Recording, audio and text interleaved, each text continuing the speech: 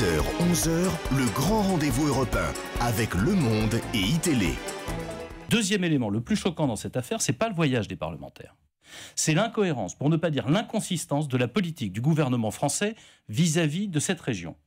Pardon de dire que aujourd'hui, on fait la guerre à moitié. On fait la guerre à 50%.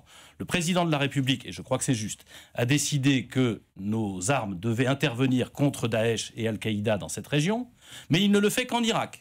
Surtout pas en Syrie. Donc en fait, on bombarde les mêmes personnes en Irak, mais si elles se planquent en Syrie, elles peuvent reconstituer leurs forces. Ils voulaient bombarder en Syrie, et même à un certain moment, c'est les États-Unis, Barack Obama, qui a freiné... Monsieur El-Kabash, pardonnez-moi de rectifier un point si vous le permettez. Oui. Monsieur Hollande voulait bombarder Bachar el-Assad, pas Daesh. Et si M. Hollande avait bombardé Bachar el-Assad comme il le souhaitait, si Obama ne l'avait pas fait rentrer à la maison bien sagement, la réalité c'est qu'aujourd'hui il n'y aurait plus de Bachar el-Assad et l'ensemble de la Syrie vraisemblablement du donc Liban il faut intervenir militairement contrôle... avec la coalition et frapper la Syrie. Oui, mais quand on fait la guerre, quand on fait la guerre, monsieur El-Kabash, on l'a fait à 100%. On ne dit pas je bombarde en Irak, mais je le fais pas en Syrie parce qu'à ce moment-là on leur donne des positions. Et quand on fait la guerre à 50%, on s'assure la défaite à 100%.